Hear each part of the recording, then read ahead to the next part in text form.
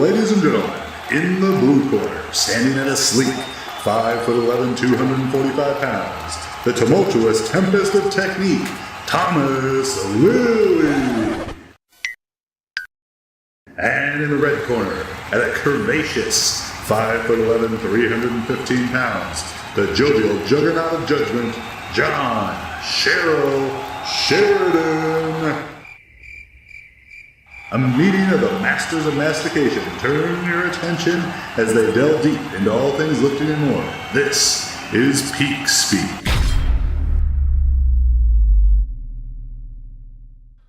I don't know. I joke about it a lot. Like, my saying is always,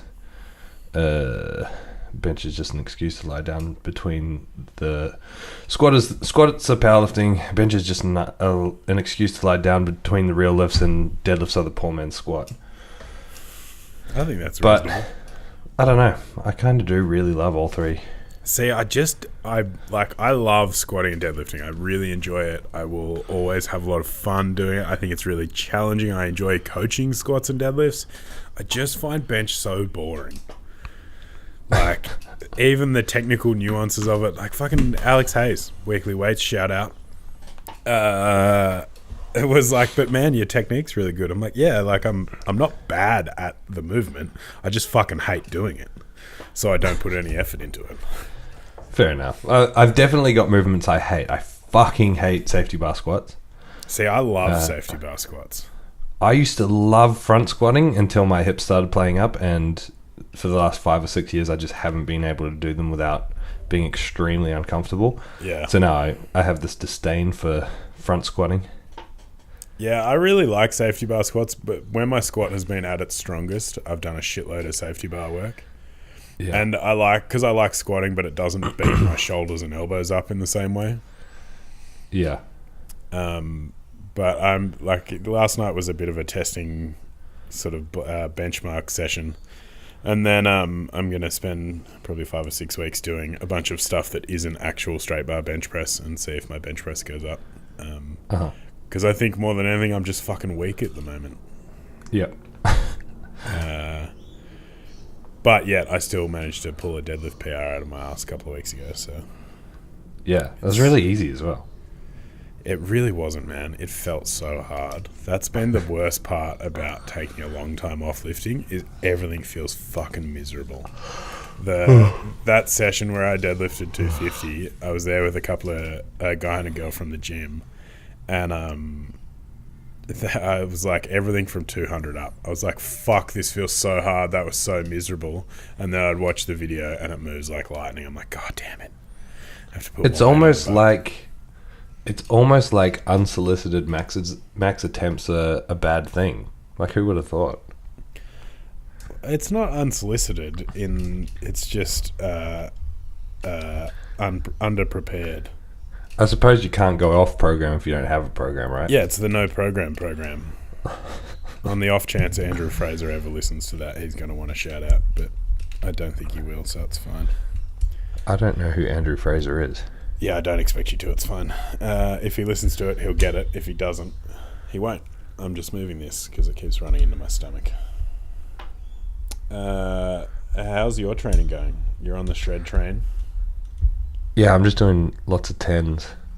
I love this kind of training. I like conditioning. I like high rep, high volume.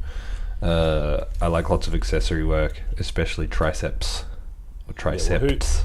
Yeah, who doesn't love a fully sick pump? Chuck Norris would say.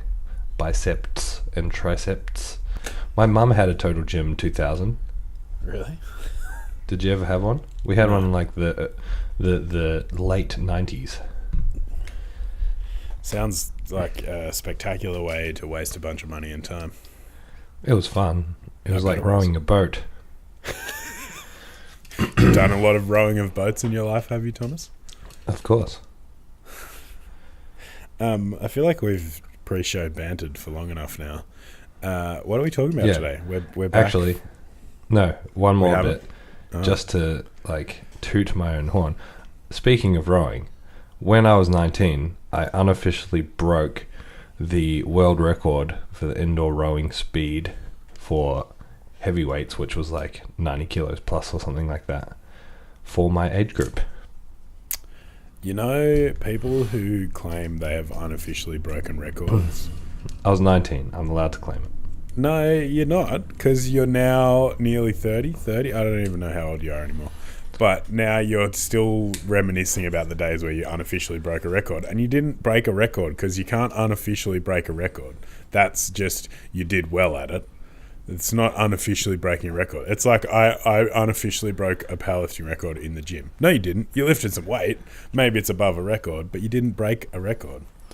You see, I disagree. I believe it's a frame of mind. And excellent. I still claim my Guinness World Record, even though it was broken before the time cut off to be put into the book.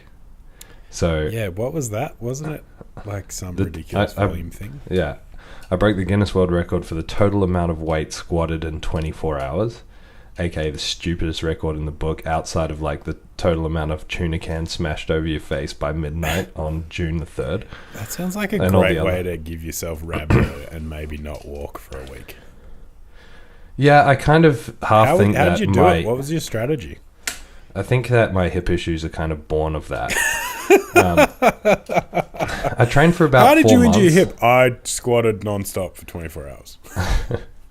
No, like it's like a 24-hour time period. I did sets of 10. I went 80 for 10 sets of 10, 70 for 10 sets of 10, and then 60 for the rest. And the current record when I did it was 55,000 kilos, and I pushed it up to 70,000 kilos. And then, so if you don't pay for a Guinness officiator to come and stay and officiate, you have to like go by some guidelines that they give you to get it officiated and then send them off. Yeah, right. And the sending off and getting officiated period is like 3 months. So within that 3 months, someone else broke it and there was a Guinness person present. So they got credited for the record. I still got credit for the record, but it never made it to the records, I guess. Yeah. So basically, you've broken a bunch of records that no one cares about and never got any recognition for them. Correct. Sweet. Good to know. I Excellent. also broke the record, which didn't exist, so it means I set the record at the 2012 GPC Nationals. As a junior, I benched 142 kilos. Woohoo! So not only was it a record that doesn't exist, it was a junior record that didn't exist, making it even less impressive. Hey, you want to talk about less impressive records? Let me talk to you about less impressive records. Equipment. I set a record in the Equip Division Juniors, bench only. Oh, God. It was actually the day I became the best bench presser in Australia. Let me talk to you about this.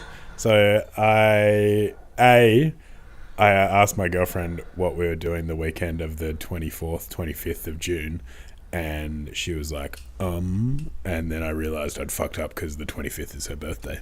And so for her birthday, I took her to the Frankston Dolphins food shed to compete in a bench-only comp, where I became the best equipped bench presser in Australia because I beat Sean Bostock, who bombed, and I also beat...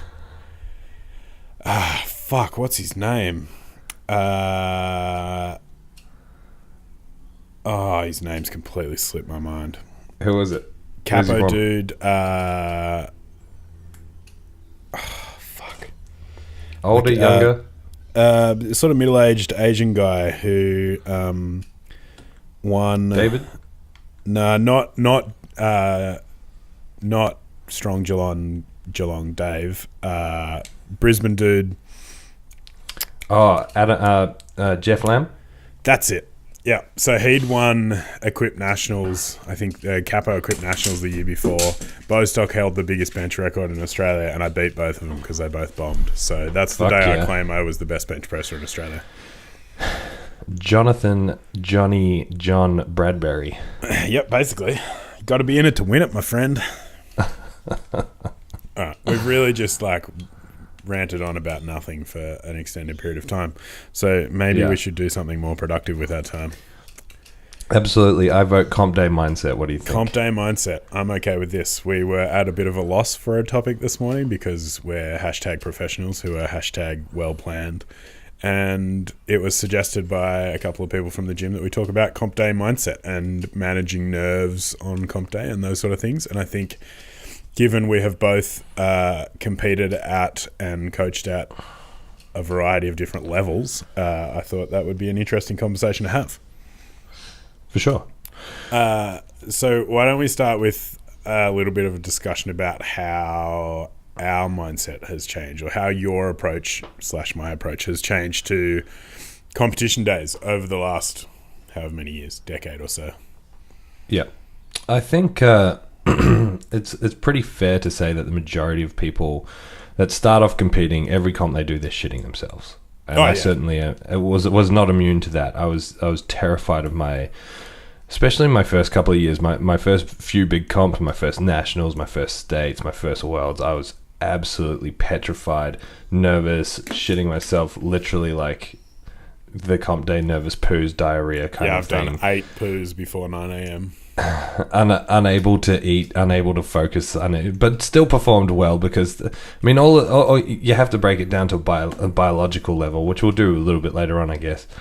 And people ask me, like, if, for example, coming into pro roll, you know, oh, are you nervous? You haven't competed in a while. No, it's just another comp. Like, I've done so many comps. I've done more comps than I could count right now.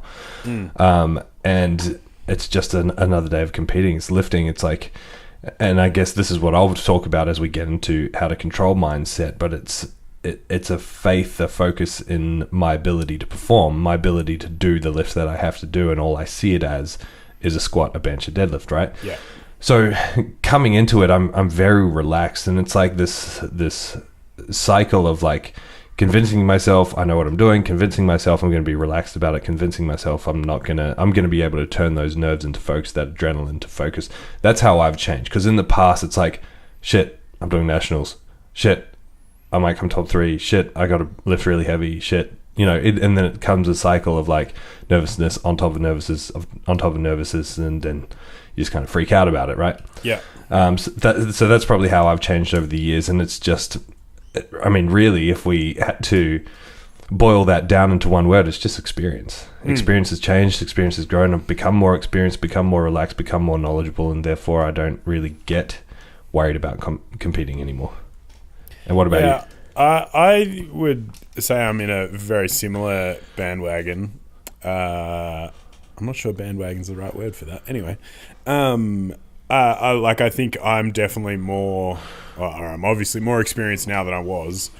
I'd still get nervous. Like I wouldn't say I don't get nervous at all, but I'm just better at recognizing the nervousness and being able to, like you said, like use that in a positive way. I think my first few comps, first several years of competing, I was heavy on the getting past the nerves with just like being fucking amped up and, you know, all psyched up the whole time, and trying to like maybe put those nerves on the back burner a little bit by changing it or channeling it into this like aggressive, psyched up, really amped up, ready to go to war sort of approach. Which I now know is dumb. And I think a lot of that, and I suspect it's probably similar in your case as well, is like through a lifetime of being an athlete, like I know, and you know, I use athlete in a fairly loose term because I've never been particularly great at anything, but I've played competitive sport my whole life. Like at 30, I've done something like 23 years of competitive sport. And I think that learning to compete and being able to sort of do the work when it counts, you know what I mean? Like step up when it matters and when things are on the line, you can have that faith in your ability. Like you said, you really have to convince yourself that you're capable and you've done the work and you've earned the right to be in that position and be able to turn it on the day. I think as I'm matured at both as a person and as a lifter, I've just gotten better at that, and so I don't need to fight the nerves in the same way. I can just let them be there and be okay with knowing that I'm a little bit nervous, and that it's okay to be nervous. I have this conversation with a lot of people because obviously both of us have a lot of experience with people doing their first meet or their first handful of meets, and that idea that like it's okay to be nervous, it's okay to be scared, like none of these are bad things. It shouldn't be looked upon as like, oh, I'm nervous and therefore that's a bad thing. Because I think if you're a true competitor, a little bit of nerves, even if it's not until the day of, is okay, because it tells you that like you're excited to do the thing that you're about to do and to push the limit of what you're capable of. Of course, it means you care. Yeah, exactly. And I think that's a really good thing, and I don't think you should try and get rid of that, but what you need to be able to do is learn how to harness that and learn how to direct that in a positive way, which more than anything I think just takes experience. So I've definitely matured in my approach. I certainly still get nervous, especially because there's been such big breaks in the last few years between competing, so I kind of fall out of practice of competing. Because it's a skill, like any skill, it takes practice and repetition. So that's probably been the biggest change for me, is I don't feel like I need to be amped up and aggressive the whole time because I'm okay, or like I'm at peace with the fact that I'm nervous, and I can then sort of flip that switch when I need to, rather than just running away from the fact that I'm nervous the whole time. So yeah, that's sort of my approach. Is I've just gotten better at being a bit more relaxed about the whole process and having fun doing it. I think the first handful of meets I did, I was too focused on the outcome and not focused on the process of enjoying lifting weights and competing and doing those sort of things. Whereas now, and I think a lot of that comes from not knowing people that were at the comps and being in rooms full of people I don't know. Whereas now I go to any comp and, not to blow my own horn, but people know who I am and I know who people are, and I've been around this sport long enough that I feel a bit more comfortable in these rooms because there are people that I know, and it's much more of like a catch up with friends and lift some weights on the side kind of thing, rather than this whole like big deal that I've turned it into through my own sort of weird psychological process.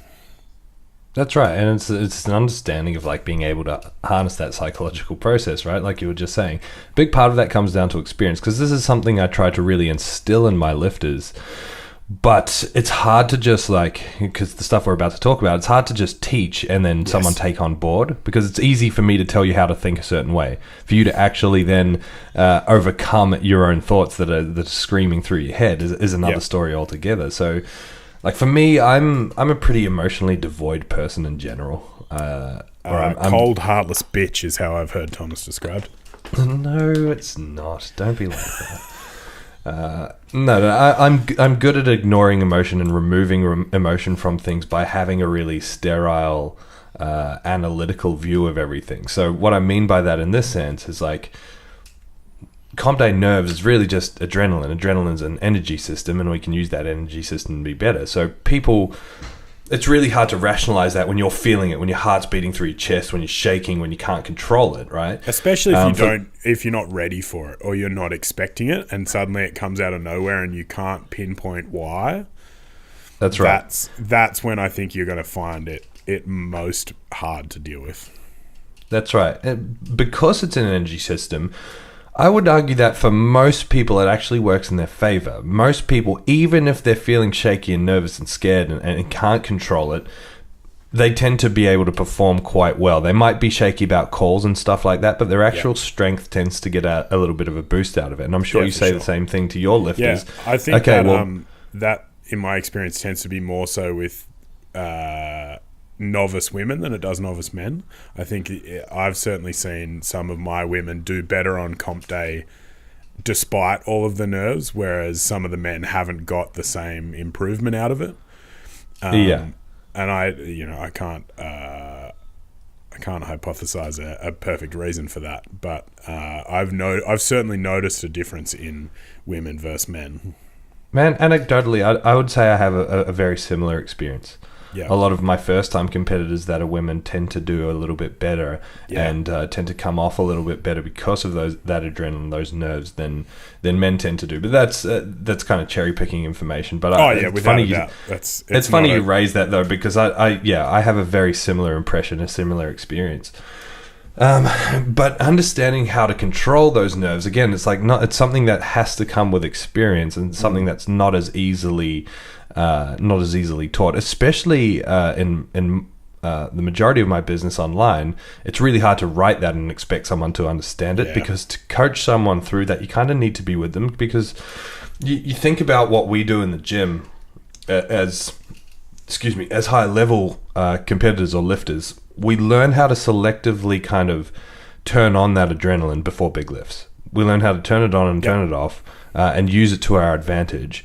And to be able to type that to someone and expect them to get it on the other end is really hard. Yeah. So in the gym, I can sit next to someone and purposely keep them relaxed without them thinking about it, making sure that they're not pacing around with headphones in and getting all hyped up and spending that adrenaline thinking about the lift. I can keep them relaxed. I can talk them through things when I'm wrapping the knees or whatever. And then in that sort of, because you've got a very short window where that's going to be effective, then we can turn it on, learn how to turn it on for that very short window when you're about to perform really well, and learn to kind of develop that idea of staying really relaxed up until you need to. But learning to turn that on and off is a real skill. And we've spoken about this before, but it's funny. Like, one of the most common questions I believe that Will gets, as in Will Crozier, is, what are you thinking before you do your big heavy deadlifts, when you're pulling for the win and all that sort of stuff.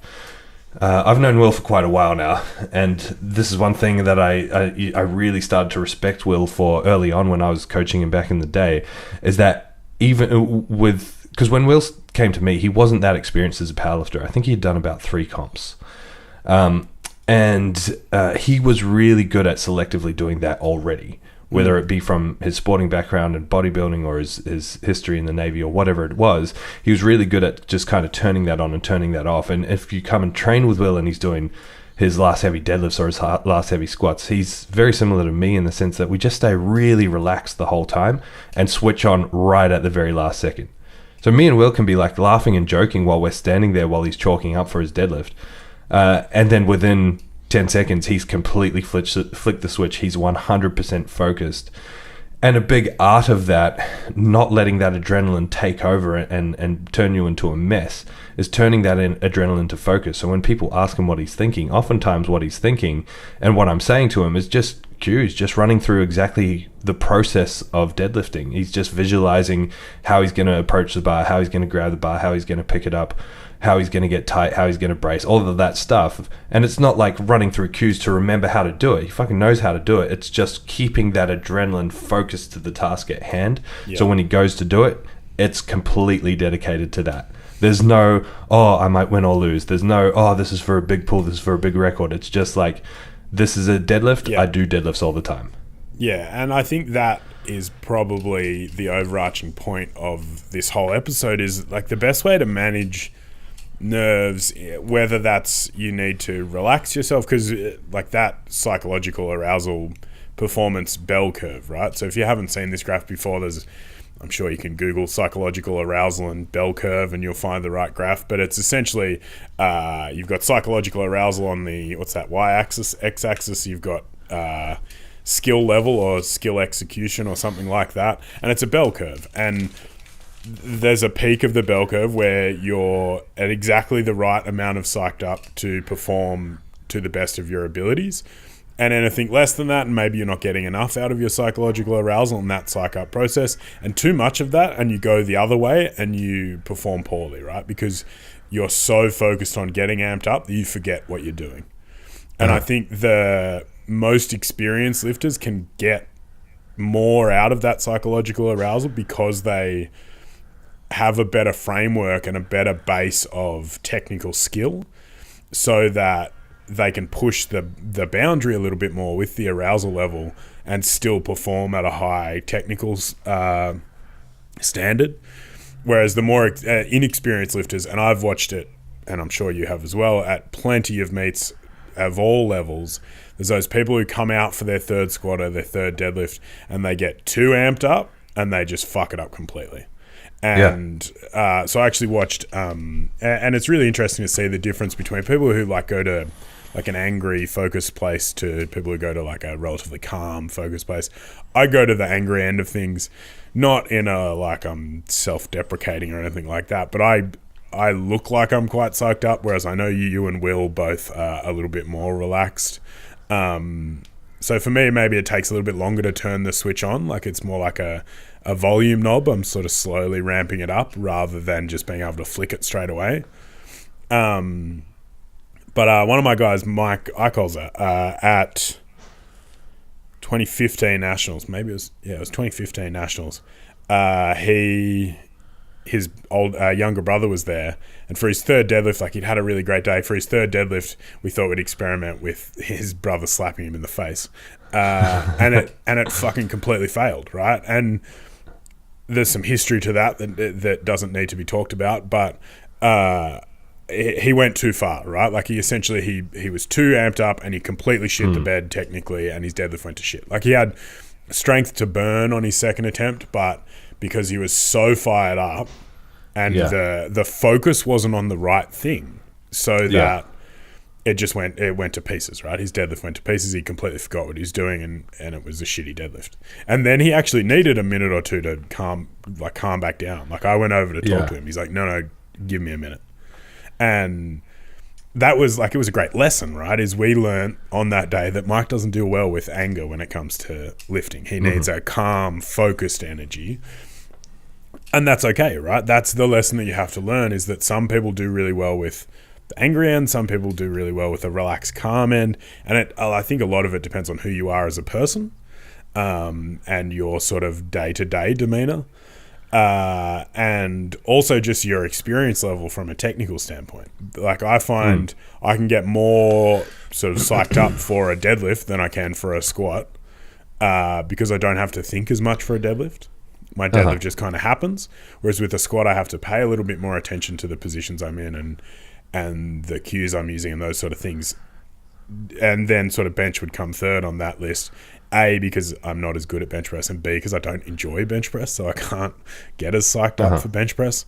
But I think the only way to know where you fall on that bell curve for powerlifting in general, but also for each individual lift, is to try it, right? And this is where it's hard, like you said, it's hard to communicate through text or even sometimes in person, because it's a lot different in training than it is in competition. There's so much intangible stuff as well, because it's like you just said, you're going to have to try and find out a system that kind of works for you, because this isn't to say that you need to be calm and then turn on and be still relatively calm and focused, because some people need that aggression. Some people need to turn that aggression to find that focus, to find that adrenaline. Like that is their trigger to get the thing happening that they need to happen. And we're well placed to speak about this, because we've seen a lot of people and find their own thing.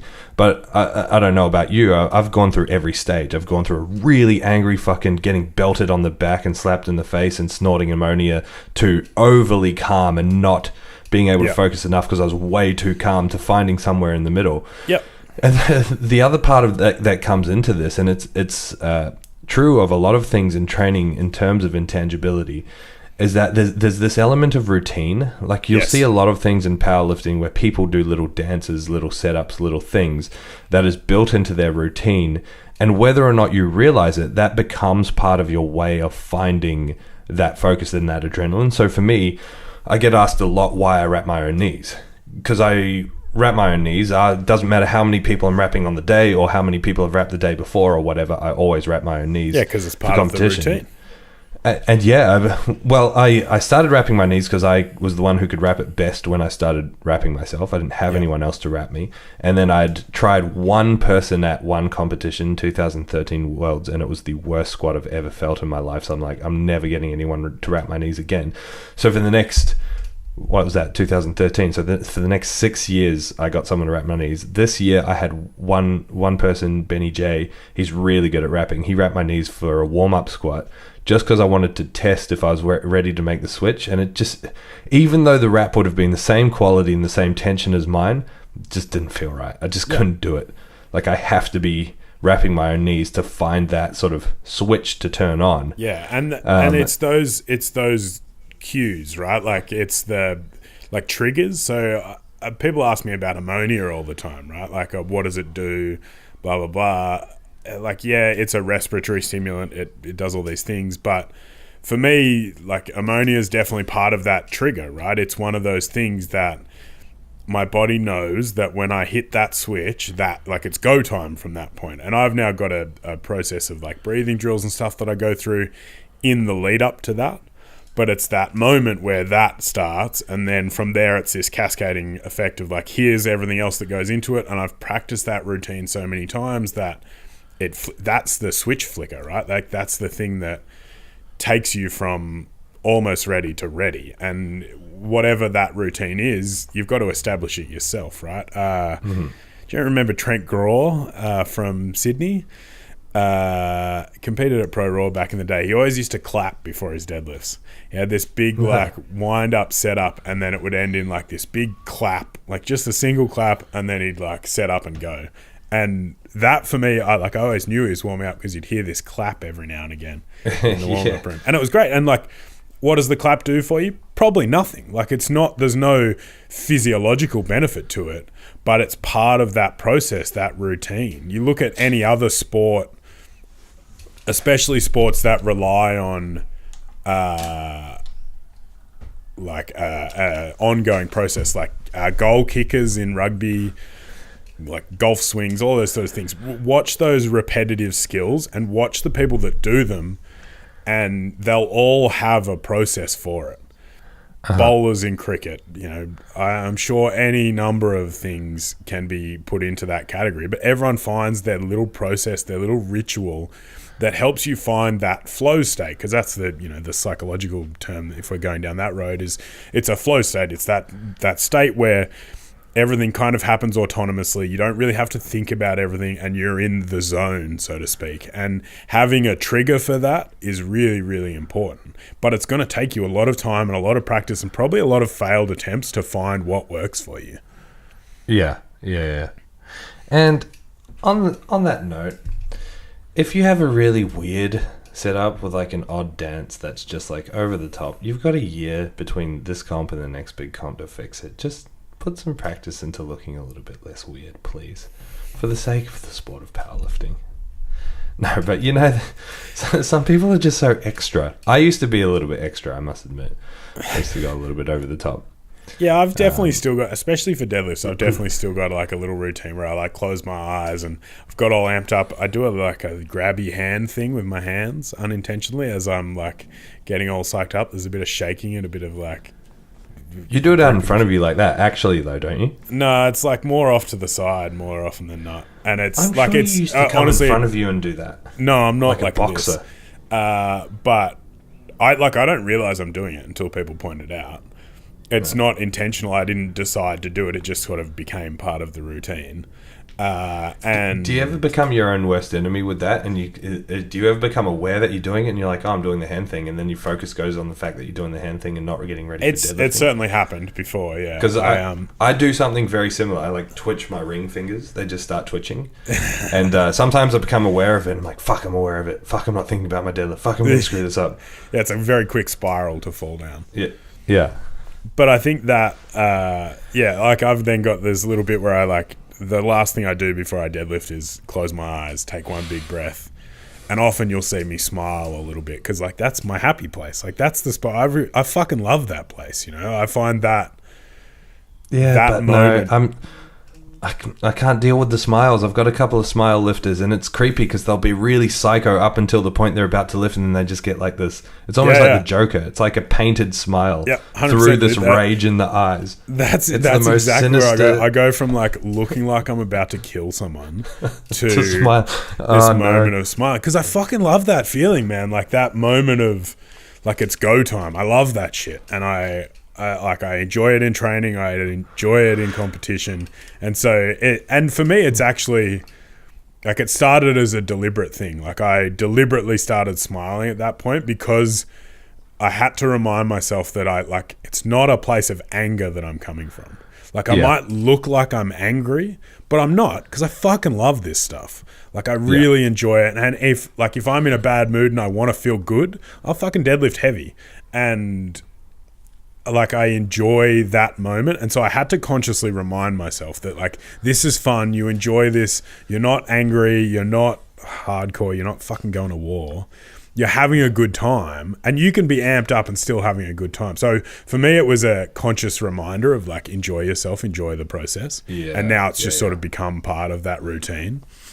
Yeah. I'm a smile after the lift kind of guy, especially when the heavier it gets, the more I smile after a lift. Yeah, but see, I don't. I'm like, all right, thank fuck, that's done.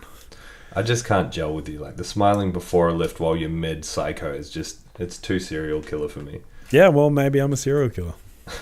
I do have a quarry out the back of my gym. Serially killing these gains. Not really, though. You benched 120. It's pretty fucking sick. 125, motherfucker. Don't fucking jack me of that 5 kilos. You're like 12 weeks off body weight bench. Oh, I know. It's great. Fuck yeah. So to switch gears slightly, what do you think people do poorly when it comes to comp day mindset? Like, what are some things that, if you had to draw in the line in the sand and say, don't do this, what would they be? I think a big thing is focusing too much on other people. And it sounds silly. Like, we're coming in, like, you imagine you're up 1v1 someone in your eyes. There's one guy that you want to beat. So you're coming in, you're watching everything he does. But people get so engrossed in that they forget the simple fact that on the day, you're only going to lift what your body is going to let you lift. And your goal, regardless of if there was someone there for the battle, or if there was someone, if you're way ahead of the pack or at the very bottom of the pack, your job is to lift as heavy as you can. You're not going in to fail your third attempts. You're going in to get 9 out of 9 attempts. You have no planned failed attempts, right? Yes, of course, if the other person's there might be added adrenaline that you can turn into further focus and turn into, further performance, right? But I think if you get too engrossed on what everyone else is doing, you're just going to send that adrenaline to overdrive. You're going to tire yourself out. You're going to do the things that we are both going to agree with that are big no-nos, like fucking putting your headphones in, pacing around all day, being psycho all day, getting amped up before you even start fucking warming up, which is just going to drain you by your third squat attempt, let alone your bench and your deadlift. Yeah.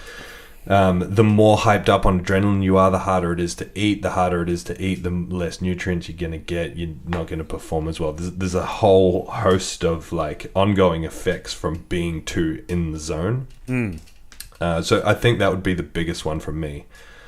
Focus on what you're doing. Make sure you've got a process. Like, that's what fucking training's for. You're not just training to do a stronger squat, bench, and deadlift. You're training to learn how to do that in a competition environment. And to perform on the day when it counts. That's the thing that makes comps so... That's why people like you and I count comp day lifts as separate to and over and above training lifts. That's right. Because it's on the day, at this time, at this moment right now, can you do it, yes or no?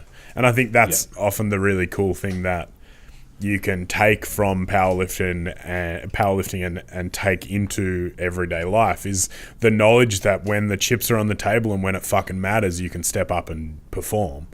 And I think that's a skill that not everyone has, and it can be developed and worked on, but it takes practice, and it takes a mindful practice of, like, deliberately choosing these things to do and understanding that maybe the best thing for you isn't to spend all day with your headphones on, but maybe you should be, like, talking to people and having a good time and, enjoying yourself in the warm-ups, because, like you said, it's a really emotionally draining thing. For the first several years of my competition career, if you want to call it that, I was fucking exhausted by the time I got to deadlifts, like absolutely wrecked. I'd get to the end of bench and I'd be yawning and ready for a nap, and I'd just want deadlifts to be over and done with. And it was only upon reflection as a more mature person that I know that was because I was that person. I spent all day with my headphones in. I was fucking amped up all day, full of caffeine for squats because that was always the one I cared about. And then by the time deadlifts came around, I performed like shit. Like my best deadlifts, like 20 kilos more in the gym than it is in competition, because I've never come into deadlifts feeling really good, right? Like, I've always come in just a bit cooked. And as I've gotten better as a lifter, I've gotten better at managing my stress, and it's the ability to turn that switch on, which is really important. But I actually think the more important thing is the ability to turn the switch back off very quickly. Absolutely. That's the thing that I think I've seen a lot of people manage their ability to suck up really well, but really poorly manage their ability to come back down from the other side. Because the sharper you can get that drop, the sooner you're no longer just burning all your adrenaline off at a rapid rate, and you become a person who is relaxed and calm, and then you can build back up and come down again. If you spend all day coming up and then you don't make any progress coming back down, you'll just be fucking wrecked by the end of the day. Yep. And I think I've been... It's funny because people always ask me, I don't know how you coach and compete on the same day. I don't know how you wrap knees and compete another. The coaching is almost like an out of... It's taught me really well to disconnect and to flip come the down. switch and come back from... Because you've suddenly got to switch that focus to whoever else is there. I haven't competed where I haven't been... I haven't competed in a comp where I haven't had someone in the same flight as me that I'm coaching since 2013. Yeah. So I've like, that's forced me to learn how to immediately flick the switch from I'm not competing right now I'm coaching again, and be able to turn that off straight away. Yeah. What was I going to say? I had another important point. Oh, yes. Confidence that doesn't breach cockiness, right? I think it's really important to have confidence in principle. So not confidence in like, I can squat 300 kilos. Confidence in, I can perform a squat under these conditions, under this sort of pressure, in this environment. I've heard that referred to as earned confidence. Like you've earned the confidence because you've done that process and you know the checkpoints you need to hit in your process to get there. That's right, because you have to be really good at switching off from numbers. You have to be able to completely ignore numbers because, again, your body is going to lift what it can lift on that day. It might be less than you've done in training. It might be a lot more than you've done in training. You have to learn to ignore that and just recognize that you're doing a heavy squat, a heavy bench, a heavy deadlift, because what's the difference between 1 or 2%, right? Yeah. I had a really cool conversation with Stenzel about this last night. That looked fucking delicious, for the record. Oh, it was amazing. We got a 1.6 kilo tomahawk and it was splendid. Just that, you know, I don't speak very highly of myself and my lifting very often, but I was saying, you know, I'm really proud of myself that I can now confidently say that I am completely disconnected from the number on the bar. Like it means absolutely nothing to me what number I say at the table, what number I load up. And my squat at Pro Raw was a 25 kilo PB, and it did not faze me in the absolute slightest. Like I'd not been within 30 kilos of that number for 2 years, and it did not scare me at all. It was just, I'm doing another squat. And I think there's a real skill at the top end with high level lifters at being able to just be like, this is a squat, I can do a squat. That's it. That's all you do. Yeah. And I've gotten around that with a lot of people in the gym through a using variety funky of plates. like a little variety of tricks of like, I'm just going to load this bar in a really fucking aesthetically unpleasant way, so you don't have enough time to think about the number. Yeah. And I've done it a lot with newish or novice lifters. I'll often call their third deadlift without telling them what the number is, and then deliberately go over and tell the MC not to announce the number and not let them focus on it, because especially with newer or novice lifters, and again, anecdotally, more female issues, it's a more female thing than it is a male thing, but it goes both ways depending on the person themselves. I don't think it's directly linked to gender. But it's often a not knowing what you're capable of, or not being like willing to accept what you're capable of, and so they get caught up in the number, because it's really easy for guys like you and I to sit here and say, don't be emotionally invested in the number. Absolutely. Because we've been doing this for so long that we're not. Like it's just another fucking number, and was it good, was it bad, doesn't really matter. It's just a number, right? But early on in the process, because you get caught up in seeing the progress, you get caught up in the number itself becomes this emotional attachment. Like the number's an arbitrary fucking thing. Like what you can do, it's an arbitrary measure of weight, right? It doesn't actually fucking matter. Fucking metal. Yeah, because it shouldn't matter. It should be the same process. You should approach it in the same way, regardless of what the weight is. So I have often called third deadlifts, and some lifters, even with experience, will come to me and say, you choose the third, because I don't want to know, I just want to do it.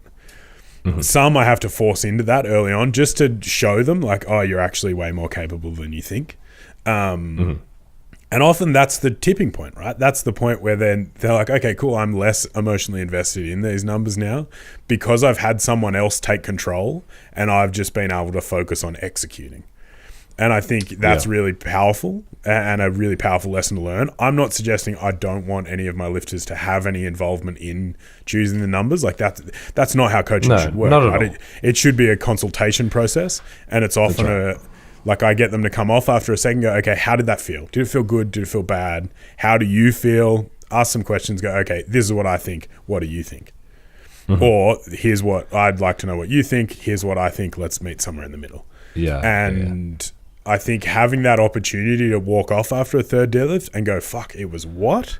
Which I've had happen a lot. And I've had a few people like come off and I've said the number and they've gone like, oh, fuck, and then ended up in tears, and they were more excited than they were when they actually finished the lift because they didn't realize the significance of that number. So that's right. That's one of the best ways to learn how to remove the emotional attachment from the number, right? Is to have someone put you in a position where you don't know what you're lifting. I don't think you could do that to me anymore because I can look at just about any bar in the world and tell you what's on there. Know instantly what's on there. Yeah, exactly. I'll use like little plates and big collars to confuse people as well. Though it's particularly effective, and I don't condone lying, but lying kind of works in this situation. If someone's like, "What was that?" and I'm like, "Don't worry about it. Just lift the next weight." They're like, no, I really want to know what it was. I'll just lie. I'll say it's a weight 5 kilos lower. So they think they've already, like, let's say someone's aiming for a 70 kilo bench, and they've just benched 65, but their previous PB was 60, and they bench it, I'll say it's 5 kilos less. So they're like, oh, fuck, I can do that. That was really easy. Yeah. Then you put on a little bit more, go to an even bigger number, and they'll nail it. If they knew that they'd just benched a PB, and now this big number is a huge PB, they'll psych themselves out. Like and often time. I've had the same thing happen on, like, they come out for a second lift and they hit a PB that they were sort of aiming for on a second, and then they miss their third because they were emotionally invested in that number on a second attempt, and there's nothing left in the tank for that third. Just check out. It's a really funny process. Like, humans are we're obviously emotional beings, and there's not a lot you can do to remove that. But having someone else take away those barriers for you, I think, is really, really powerful, especially early in your powerlifting career, because you can then be at a point where you can make these decisions yourself and start to become less emotionally attached. Man, I can't remember who it was, but did you see on Instagram, it would have been like a week or two ago, someone was doing a test where they loaded up a squat bar and then covered the weights with plastic bags? No.